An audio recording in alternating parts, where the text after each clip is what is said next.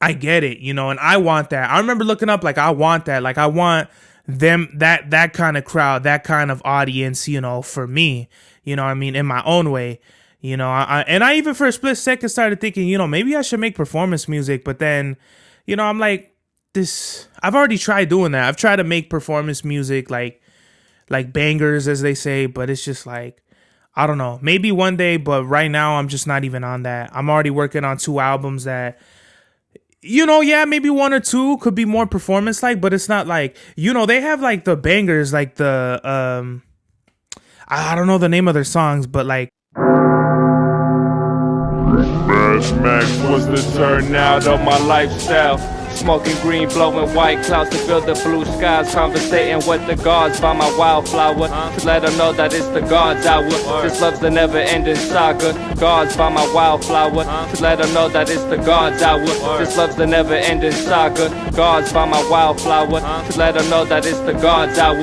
This love's the never-ending saga. Gods by my wildflower, to let them know that it's the God's hour. This love's the never-ending saga. Walk through the sands of times like Gara. On the other side of that gad is karma. You wet Prada, the devil like inside your box now. While the angels fly over my headstone.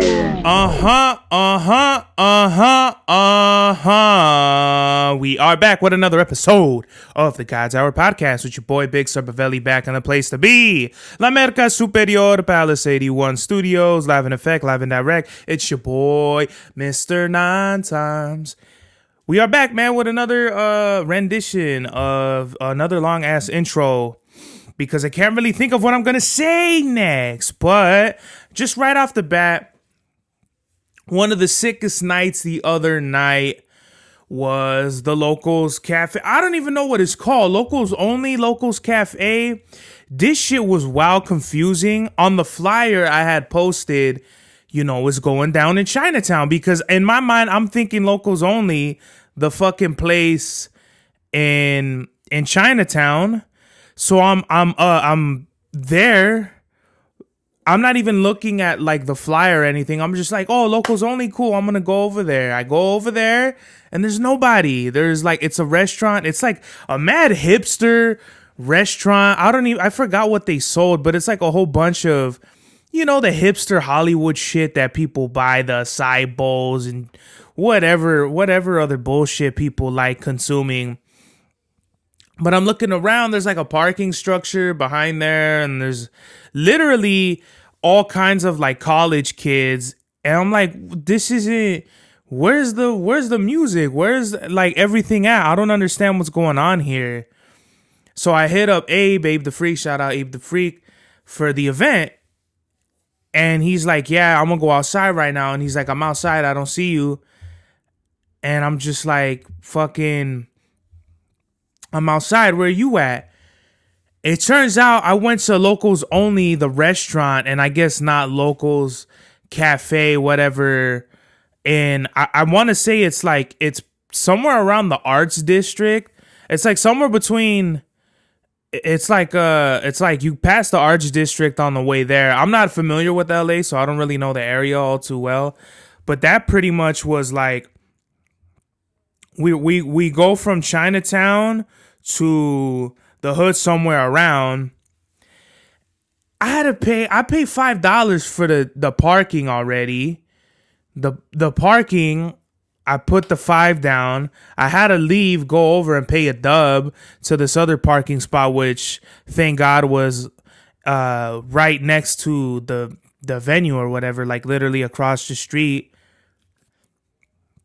It was mad confusing. Like, I don't like that shit. I don't like when people, they kind of name their shit too closely to something else that's already like established. I can't name off the bat what brands have done that, but it's just confusing because you end up so so like Lascari's, there's a Lascari's restaurant and there's a Lascari's deli down the street. It's like, I think if you look up Lascari's, it takes you to the restaurant, but you actually have to look up Lascari's Deli, where they sell really Lascari's Deli. I've never been to the restaurant, but Lascari's Deli looks way better as a consumer. Like if you could get pizza, you could get a sandwich, you could get whatever cuts of meat you want. They have Italian pastries. They have their own little Italian market. You could buy like dressings to San Marzano tomatoes and shit like that. So it was just confusing, but thank God it wasn't that too crazy of a drive. I think it took me 15 minutes to get from the restaurant to the cafe. And I already missed the freestyles. They were already going in. They had already started open mic, and going in, they gave me this neat little wristband. What is it? Let me see. Yeah, Abe the Freak presents Not of Earth, the EP. And I still have it on. I'm trying to take it off without cutting it off, but it seems like that's not really. Oh, and I got pinche habanero salsa. I'm a Mino bean for that. I got habanero salsa on my little wristband. I'm gonna have to wash it off, but it was sick. Like just the whole event. If you didn't know, like if you were a layman, you probably would have thought this was already like something that they like an event they throw together already, not something that is like brand new. Like for their first event, like to me it seemed like their first, like Abe's first event was better than a lot of other events that I've been to. And I've been to a lot of events, empty pool party type shits, well established venues to little hole in the wall type spots, and just everything about this place looked like just clean and like actually like a vibe that you would want to go to, instead of, you know, whatever, like some sort of, gotta adjust this bullshit, like you know what I mean, like it just seemed like a lot better. They had, I think it's called Main and Pizza or something like that. These few people, they had brought like a little pizza oven on wheels. They're making pizzas. That shit was fire. I'm not gonna lie, the crust was, the dough was, I don't know if it was because they were using coal or something like that, but just something about the crust. The crust is very important to me. Like that's the cherry on the sundae for me. And the crust was like, because the coal gave it like this burnt taste that, I don't know, it wasn't too enjoyable, but the pizza was fire nonetheless. They had the bar. They charged me like $5 for a water. Like $5, guy, $5. Like that's Crystal Geyser, bro. Crystal Geyser runs you about $5 a case. I remember when Crystal Geyser was, I think, 1 for $5, 2 for $5, or 1 for fucking like $2.50 or something like that. And this hat is big as fuck, dude. This shit is like way too big on me. Like you could see, like I could like freaking hold my whole melon in this shit. Pause. But whatever. This shit. That's why I hate buying hats online, bro. Because this shit just makes you look like a Mino fucking. You know, like there's literally only one hat I have that fits my head true to size. Like I could literally tuck my ears behind this hat, which makes me look like Nosferatu. But what was I saying? Yeah, Abe the Freak's whole event, it was up, bruh. He had a photo booth, he had the pizza, they had the overpriced bar, little porta potties, 2 of them, might I add.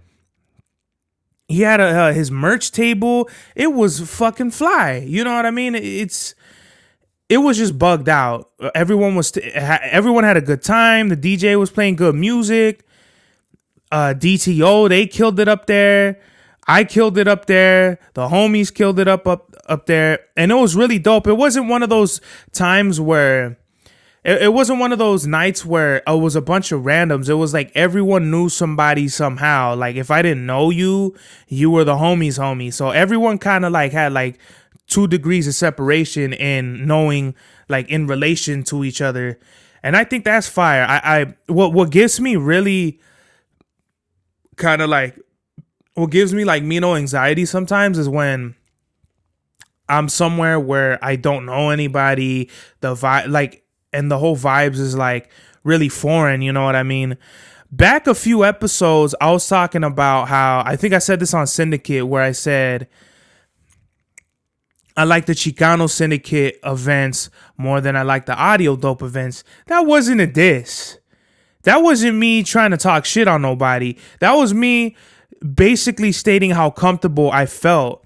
And, you know, and I'm not trying to talk shit, but like when black people stick with other black people and they say like, oh, we're black, we got to stick with each other and shit like that. That's how Chicanos are, bro. I think that's what every nationality is or ethnicity group is to a certain point, but that's just me growing up in our communities like El Monte, Baldwin Park, things of that nature. You're predominantly with other raza. You're predominantly with the raza, so you're not. I didn't grow up with my brothers out there. I didn't grow up with my sisters out there. Primarily, it was the homies. You know what I mean? So that's why I said the Chicano Syndicate. It felt to me more like home. That's why I always represent, because it's like, you know, you just gotta. For me, at least, I always try to represent where I'm from, and I'm more comfortable with that. And with over here with Abe the Freak, his event, it felt completely like I didn't feel. It was one of those rare nights where I didn't really feel anxiety. I was a little anxious and shit like that, but I didn't have this heavy anxiety on my chest like I do with other events. It was more so like, yeah, I'm gonna do my thing. I already know my songs. I'm locked and loaded. I'm ready to go. There's no reason for me to feel any type of way. You know, granted, there are certain factors, you know, whatever. And there was a point in the night I thought, you know, maybe it was going to be a little, it might have gotten a little out of hand. But you know what I mean? That's what it is in LA. It's just sometimes you're going to be in certain situations to where it might go up, and that's just what LA is, you know. But that's why I'm saying it's a lot better for everybody to know each other, because it's like it's more comfortable. The room felt comfortable, and I think everyone else felt that. It felt more like a party than like a hip hop show. It was definitely a hip hop show, but then it turned into like a fucking party after that, and that was dope for me. Everyone was I felt like I was the only one not drinking or doing anything, so I just felt like. Once DTO got off the stage, they killed it. Shout out the homies, Rules, Jesse, Abe. They killed it. Like, there was no doubt about it. That was literally one of the few times where I looked up and I was like, oh fuck, like I get it, you know, and I want that. I remember looking up like I want that. Like I want them that kind of crowd, that kind of audience, you know, for me. You know what I mean? In my own way. You know, I even for a split second started thinking, you know, maybe I should make performance music. But then, you know, I'm like, I've already tried doing that. I've tried to make performance music like bangers, as they say. But it's just like, I don't know, maybe one day. But right now, I'm just not even on that. I'm already working on 2 albums that, you know, yeah, maybe 1 or 2 could be more performance like. But it's not like, you know, they have like the bangers, like the I don't know the name of their songs, but like, you know, the message is more chill. They had that funny song where it's like pretty much like the whole song is in Spanish. That shit was fire. The whole night was fire. And there's a fucking dog barking in the background. Yeah, I wish I had done this. I wish I had spoke about this like maybe like right in the morning of after the show, because I could have been like more precise about like what I remember and shit and everything, like what I was feeling. But it just, regardless, the night it went up, you know what I mean? Shout out to 30 Miles. They had the photo booth there. So basically that's 30 Miles, Abe, and me. They had the photo booth. I seen people, I wanted to take a picture by myself, but I was like, nah. And then now looking back, I'm like, fuck, this would have been a sick ass cover. So maybe next time Abe has a photo booth, I'll take one. I'll take another picture. Abe definitely, I feel like Abe should throw this event at least like every other month or something like that. Like just get it on and popping, because I'll definitely roll through for sure, like every time.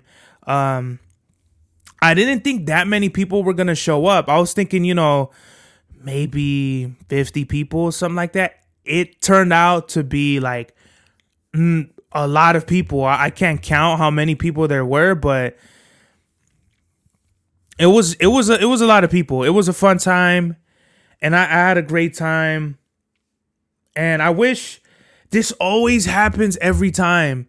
Someone records the event, has a professional camera. I forgot the homie's his name on Instagram, But I hit this fool up and he hasn't hit me back up. And I'm like, I didn't record because I brought my phone to record my performance. But I'm like, oh, this fool. I asked him, I'm like, can you film it for me? But this is why, even when I ask people from now on, like, I learned from this, I'm just going to have a backup recording just in case whatever. I don't like the angles, the, whatever, the nuances of the filming and type shit. But this fool hasn't even hit me back. And I'm like, come on, bro. Like, I get we're all busy with our own lives and shit. But, bro, like, to me, that's just a waste of you. Like, it's already been like 3 or 4 fucking days, bro. Like, you should be on the ball. Like, you should be already getting the footage out there. And shout out to Rules. He recorded a little piece of Black Magic Ratchet. He sent it to me. And that's literally the only existing footage out there at the moment of my performance. I don't think I killed it or anything like that, but I don't think I had a bad performance. I just feel like the stage, that was my only critique about the show was the stage was kind of like, I felt like it was a fucking professional WWE table. Like, I felt like someone was going to rock bottom my face through the, I felt like I was going to get rock bottomed over on that table, or pedigreed or Stone Cold Stunnered on that table or something like that.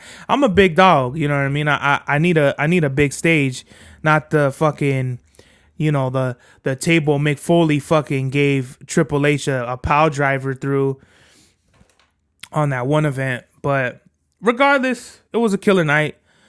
Definitely 9 out of 10 fucking fuegos on that shit. It's funny looking at this jacket. I don't know what the fuck kind of jacket 30 Miles was wearing, but that's hilarious. I need to get these pictures in a frame or something like that. And the event was a big turnout, dog. It was killer. Shout out all the homies, man. I love when we can make moves and make shit happen, and I don't have to ask nobody for shows. I don't have to ask nobody for opportunities, because I'm the type of person, like, if I ask you one time and you tell me yes or something like that, that's your word, you know what I mean? And I'm not going to go on nagging. Like, I'm going to feel like if I ask more than twice that I'm bothering. I don't want to feel like I bother nobody. I really don't. So I'm just not, I'm always remember that though. Like, oh, this fool, he told me he was going to do something and he didn't do it. Like, oh, okay. Like, fucking, I see what it is, right? I just love when homies are like, hey man, I'm going to do a show. Do you want to roll through? And we do it. You know what I mean? I didn't even know that this was, like, Abe put me in this group chat for this event. And I didn't, like, I could have easily have been like, oh no, I want to do the other fucking show. What is it? The show I did in Maywood, the Smoke Fest, whatever that shit is called. But I want to say a lot of people that were in the chat didn't even go to this event, and they like missed out. I told my homies about it. I told them, like, y'all missed out, bro. Like, it was one of those nights you don't even expect it to turn out like that way. I don't even go out. I don't even remember the last time I went out for real like that. It had to have been, it's easily been years, like 2017, 2018 when I was going out, the Serbs going out era. And it was just one of those unexpected nights where it just went up and everything. It felt sketchy at first, but then it really turned out to be a great night. Fire. Just fucking fire, dog. I have a few things on here that I had just topics to talk about. Kind of not even really feeling them, but just right here looking at them. Writing shorter songs. So a lot of viewer retention is short now because, like, we have things like TikTok. I feel like it really started with Vine. Like, people were putting out interviews like 3 hours, 2-hour podcasts and things of that nature. People still do those kind of podcasts now or videos, but Vine was only 7 seconds. And I feel like that was the start of the short clip era. Vine was literally 7 seconds. Producers would put 7-second loops up there. I know that's how I found Top of Beats. And I have my own Vines. I wish I had saved all those Vines, because a lot of those Vines I had of my niece and my cousins and things like that. But But with writing shorter songs and writing longer songs, I feel like I'm not gonna be one of those like, oh, I'm still gonna make 20-track albums, because I'm not. This just the way, like, the way I thought about it now was like, you're not gonna be riding horses while everybody's driving a car, talking about, yeah, I'm gonna get everybody to fucking ride horses now. Like, no, you're not gonna do that. It's just not. It's not gonna be on and popping, bro. Like, we're already here, and you might as well just live with the present, because it's not. Like, what kind of point are you trying to prove, bro? Like, people are driving Teslas now. Like, God forbid you're not driving a fucking Tesla. To me, kind of like Teslas are corny now, because everyone has a Tesla now. Like, these assholes have like 2 Teslas. This jagoff over here has a Tesla. Everyone has Teslas now. Like, that's the thing. Everyone's buying. I get it. They look sleek. They look like knockoff Porsche 911s and shit like that. But for me, it's kind of like, I don't see the big whoop. I'd rather get a hybrid, because, or maybe, I don't know. I have a hybrid now. I like the hybrid, but definitely maybe I'll see like what kind of like EV I'd want to do. I'd want to get. But a Tesla runs you. How much is the cheapest Tesla, bruh? How did we even get talking about Teslas? Weren't we talking about short songs? I don't know. That's how you know I have like half a fucking ADD. The cheapest Tesla model. 2020 Tesla Model 3 is 22 grand used. 2018, 30 grand used. Okay, so let's look at, this is a Tesla Model S. That's cool. It looks different though. This Tesla doesn't look like the one everyone else fucking has. And I like how the dashboard, you have the fucking, I see the Model 3s a lot. I see a lot of people with the Model 3. The big ass screen looks like you could watch a fucking whole movie on there. Okay, so the 2023 Model 3 is an official starting price of 40 grand. So yeah, I'm not gonna put 40 grand down, pay a note for 5 fucking years for a Tesla. Like that just, to me, I've never liked monthly bills. Like the least monthly bills I could have, the better, because I'm just like, I'm a law of diminishing returns type of, like, you know what I mean, the overhead. I always talk about the overhead because people don't think about that. Like, everything adds up. So when people go talking about credit card, people put shit on credit cards, and that shit is hard for me too. Like putting, like having, like building all this credit and then having to pay it off is like, oh shit. Like, I could see how, and I'm not even that, I don't even have a, what is it? Like, my credit limit is not even that big. There's people with the credit limits of like 5 grand and they max it out, and they're your stupid asses paying fucking all this crazy interest on credit that, like, you, like, people spend like 5 grand on stupid shit easy, one fucking day, one fucking hour. They buy all this designer shit or whatever people do to live beyond their means, and then there you are, dick deep in debt for literally, it'll take you years. Like, even to pay off 1,000 with like minimum wage, you're gonna spend a long fucking time. So with the whole Tesla shit, just to wrap it up, I think Teslas are cool. I might get me a Tesla at some point. They're all right, but it's just, I'm like a hipster with it. You know, I don't like whatever the trend is. I'm like, nah, like that's not it. Maybe I'll find me another EV. EVs do seem cool and shit like that. I just like, I don't know, like what everybody else is into is just me instinctually. I'm so anti-establishment, and it has nothing to do with like me consciously being like, oh well, fucking, you know, all these people, I'm not gonna be a dick rider or anything like that, or any. It's just more so, I want to try new things. Like, yeah, I see the Teslas and you know, I know some people that have Teslas, but it's just more so like, well, what else is out there? Like, what else is new? Because I've always been like innately different. I think subconsciously, I've always wanted people to like me in that sense, like try to be different, to like stand out, so people could be like, oh, this fool, you know, like, ooh, whatever, right? Like, you know, I don't know. That's very interesting. It's like very like therapeutic of me to like come up here and talk about the shit like that. And I'm getting Pokemon Go notifications. But just going back to shorter songs, it's more so like these motherfuckers. Let me see. What do we got? Just going back to shorter songs, man, it's more so like I think that it is what it is. You have to make shorter songs now. I'm not gonna be the type of person where I'm gonna make longer songs for the fuck of it. I've always hated like 5-minute songs, and even like Black Magic Ratchet, I think it's like 4 minutes or something. I don't like that. I don't like that at all. Not that I don't like the song, but it's just like there's a beat switch up, and it goes to like, to me that's kind of like a 2-for-1. You know, so it's not really a 4-minute song. It's like really 2 songs in 4 minutes, you know.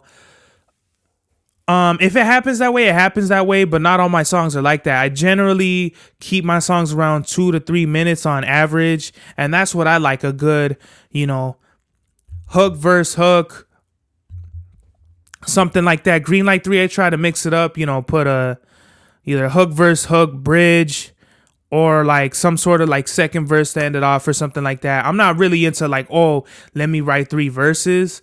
Even the whole, when I had, what's his name, Jetta on Black Magic Ratchet, he was the 3rd verse.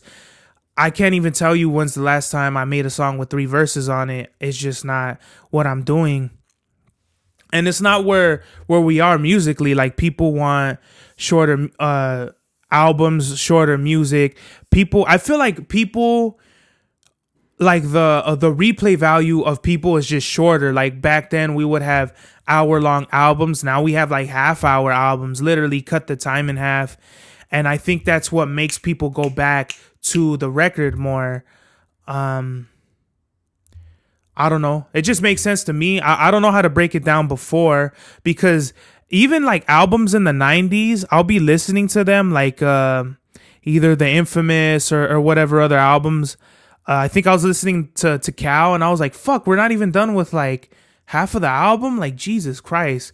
You know what I mean? Because a lot of it to me is like filler. Like I want to hear like banger after banger. That's like the selfishness of me. Like listening to Cal, I'm like, damn, like this is an album where like everybody loves, you know what I mean? And I'm over here thinking like, well, fuck, like, is there something I'm not listening? Is there something I'm not catching? I don't know if it's something you had to be in the moment. Like HBO by Makami, there'll never be another what is it? There'll never be another album like HBO because of where I was at in my life. You know what I mean? I was going to college. Mock had priced the album for $300. Luckily, I don't even know how I got the album. I think I had to just dig for it online and someone had it. Who the fuck keeps messaging me? Looney? I had another. What did he say? Shout out to Looney, man, over here. All right, Looney. I'm gonna get with you after this shit. Going back to HBO, it just where I was in my life. That album just spoke to me, like in every way, and yeah, I feel like Pray for Haiti was like a better version of HBO. Like it was like jazzy, and HBO and Pray for Haiti are like right there. You know what I mean? Right, neck and neck, like. You know, they're 2 like great Renaissance art pieces in my mind. But just HBO had a certain, there I go fucking up the thing again. HBO just had a certain vibe to it, a certain sound that I feel like not that he never came back to, but it was just the rawness of it. Everything about it was just fucking hard, like just dope as fuck to me. Jesus Christ, this fucking stand. Right? So I think what it really is where I was in my life and how I just took that album and rocked with it.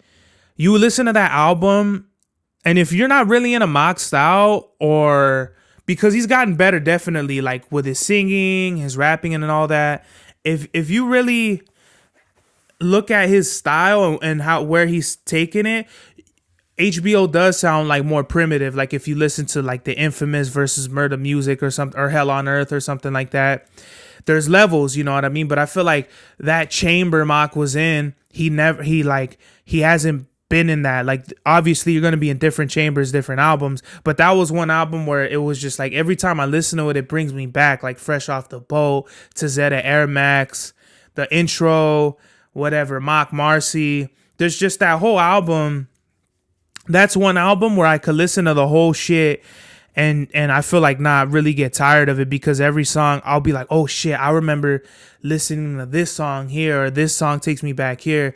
Like Bandana will always remind me of my niece singing the song. I think I have that video on my old phone of her singing bands on top of bands on top of bands. That shit is hard. So music is less music and more of an experience for the listener. Like me, I made Greenlight 3, but I know for a fact there's people going to be like, to me, I listen to it in a certain sort of way, but I know people are going to go back to it and be like, fucking, yo, I remember this album when it came out and yada, yada, yada. So I think music is just dope in that way. And however the audience or the listener digests it, whether they want shorter songs, longer songs, or whatever. One thing I'm not gonna do though is do 30-second songs like Designer, because you listen to that fool's album is like 5 minutes every song, not even like 2 minutes 45 seconds. Like every song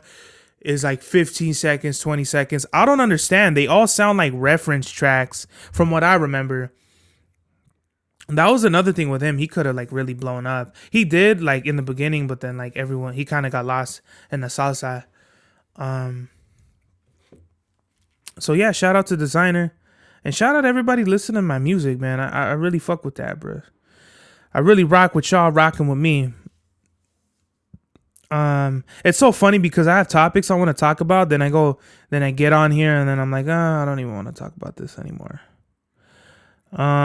Starbucks. I feel like Starbucks is super overrated. You're paying like $30 for a fucking drink that you could have made yourself.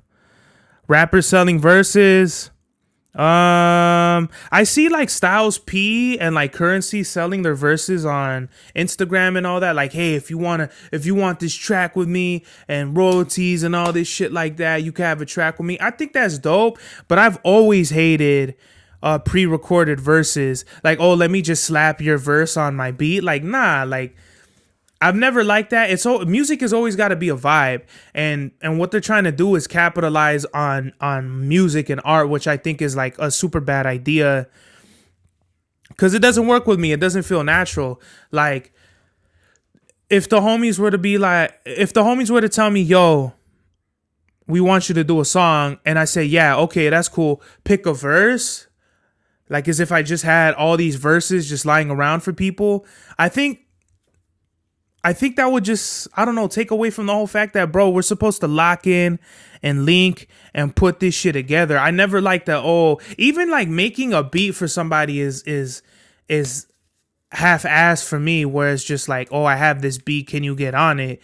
Versus I'll make the beat with you and you're giving me like, oh yeah, that's the shit. A lot of my beats I did with actually no, I can't even say that. There was only like maybe 1 or 2 beats I made with Chava, like with him in the room. A lot of that I had already made. Like even the beats that weren't even mine, I had found them, I had chopped them up, I had looped them, so they were done already, you know what I mean? Fucking A. My phone is so fucking big that sometimes I pick it up and I fall. This shit is a big bitch right here. So yeah, just rappers selling verses. I'm not really with it. I prefer that people just collaborate and do more of a natural type thing, which is get in a room, bang it out. My favorite musical experiences haven't even been me rapping with other people. It's been like when I was in college and we would, like, when you're in college and you're taking music classes, you're fucking with people who are like trying to get into the music industry. They're in a banda, they're in a rock band, a punk band. You'll find all different musical styles of people. I know another dude who was more so on the West Coast shit. I was on the East Coast shit of rapping. And so my favorite thing was like, okay, we have a drummer who's playing like, you know, doom doom cats, doom doom doom doom doom, like he's just doing like his own shit. Then we'll have the bass player dude. He's like jamming out, doing his thing, like boom boom boom boom boom boom boom boom, like whatever the fuck. We have the guitar dude doing his shit. We got a guy who's on the piano hitting the keys, and then we got West Coast homie who's over here like kicking some, you know, whatever Snoop Dogg type style, and that's the best shit to me because it's not no planned out shit. I didn't write, like, we're not writing no music down. It's just everyone's jamming out and everyone's having their own, putting their own flavor on just creating music. And that's the best. That's the best to me. Whenever you like whenever you plan it out, like, especially with me, like, oh, I'm gonna have all these beats and I'm just gonna get into that mood and I'm gonna bang out my writing on that shit. It is convenient, but at the same time, it's like sometimes I won't be all the way in the vibe, or I'll lose the vibe or some shit like that. Like whatever it is, it's just more so organic for me to just have everybody, like all the instrumentalists, all the producers, like whatever it is, and we just jam the fucking album out together, you know? I mean, I guess we'll talk about this shit. And here we go with the fucking mic. Jesus Christ. So Peso Pluma got threatened by the cartel, and I think he couldn't play in Tijuana or something like that, but they sick put banners up and let this fool know like you cannot perform or something like that. Whatever it was, he listened and he didn't do the shows.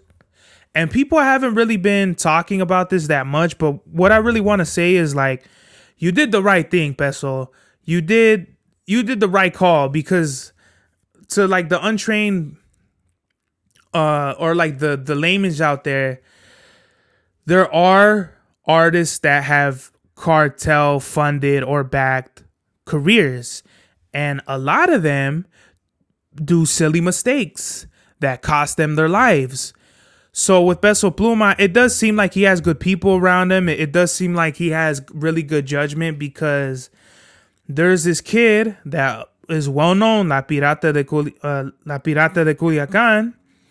He told a big cartel leader to basically suck his dick, like he don't give a fuck who he is, and then they killed him.